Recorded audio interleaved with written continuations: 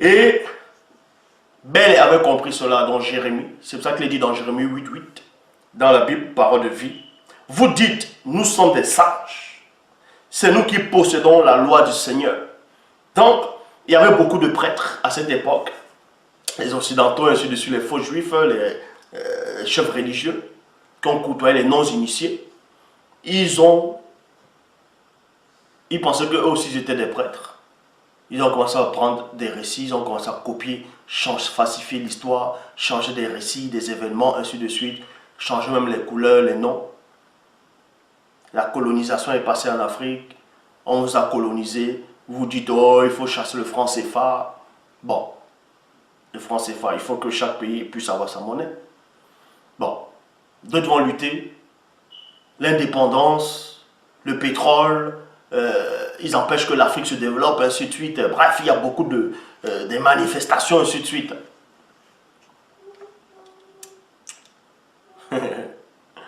Mais ils sont toujours les premiers à aller dans les églises, à aller accepter les autres religions dites révélées, que les ancêtres n'ont même pas connues, avant la colonisation. Puisque selon l'histoire, on vous dit que le christianisme est arrivé en Afrique au 1er siècle. Mais avant le 1er siècle, selon les dates, les hommes noirs qui étaient en Afrique, ils faisaient comment? Ils adoraient quoi? Donc vous comprenez ici que à une époque, ce qu'on appelait les ancêtres des faux juifs, les ancêtres des blancs à l'époque, ils ont trafiqué l'histoire. Ils ont modifié les écritures. Bon, les écritures copiées que les non-initiés les ont permis qu'ils puissent avoir. De même que quand vous connaissez l'histoire de Pythagore, Socrate, ainsi de suite, quand il est allé en Égypte, ils sont allés en Égypte apprendre quoi?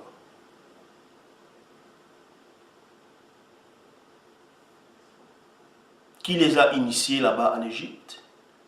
Vous pensez que c'était les Égyptiens initiés? C'était les non-initiés. C'est pour ça que même les sciences, après qu'ils soient sortis de l'Égypte, les connaissances, elles sont mauvaises, elles sont pourries toujours. Ça, c'est le cours de l'histoire que je vous raconte. Donc, tous ceux qui vont venir prendre les livres, peu importe vos religions, peu importe vos croyances, pour venir enseigner, dire des choses, vous êtes tous dans le faux. Vous savez en vous-même que ça n'apportera rien. Votre mouvement, votre marche, peu importe ce que vous faites, ça ne sert à rien. Vous allez être oubliés. Vous allez être oubliés. Les gens comme les Malcolm X sont arrivés à l'époque, ils ont cru qu'ils allaient changer des choses. Bam! Ils se sont éteints. Ça a changé quoi son mouvement? J'en passe, il y en a tellement. Il y en a tellement. Vous allez changer quoi? Vous n'allez rien apporter dans l'édifice. Dans l'édifice connu. Vous n'allez rien apporter. Car vous êtes déjà dans l'oubliette. Le seul qui est l'édifice et qui bâtit l'édifice, qui apporte l'édifice, c'est celui qui est en face de vous. Dans Jérémie 8:8, Bible parole de vie, vous dites nous sommes des sages et c'est nous qui possédons la loi du Seigneur. Mais comment pouvez-vous dire cela? Point d'interrogation. En effet, virgule, les spécialistes de la loi sont des menteurs qui tordent son sens. Vous voyez? Ils ont tordu les sens et il y a beaucoup de copies des Bibles. Dans toutes les Bibles que vous avez, vous-même vous voyez que ce sont des copies. Et puisque c'est dit traduit d'après les textes originaux. Traduit d'après les textes originaux. Donc vous n'avez pas les textes originaux. Donc si vous n'avez pas les originaux, les copies dont vous avez, ça sert à quoi? Depuis quand c'est les copies?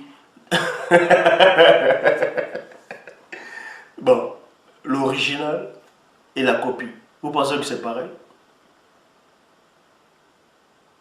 C'est pas pareil. L'original et la copie, ce n'est pas pareil. C'est pour ça que même deux fois en Afrique, quand vous allez faire des documents, on vous demande de ramener l'original. Et si vous ramenez la photocopie, on vous dit qu'il faut que ce soit certifié. Certifié conforme. Donc l'autorité doit mettre un tampon pour certifier la photocopie que oui, ça c'est bien. Parce que lui, le garant de la loi, il va examiner l'original, il va examiner la copie. Et il va mettre le tampon pour dire oui, ça a été copié identique. C'est en cela où on dit à Boussi, fabrique d'après le modèle. Et pendant qu'il a te fabriqué l'arche d'après le modèle, il y a quand même des entités pour le guider. On lui donne néanmoins des ordres, il faut que ce soit de cette taille, il faut que ce soit comme ça. Donc ça doit être identique. Or, les copies que vous avez de toutes les Bibles que vous avez, tous les livres saints que vous avez sont des copies.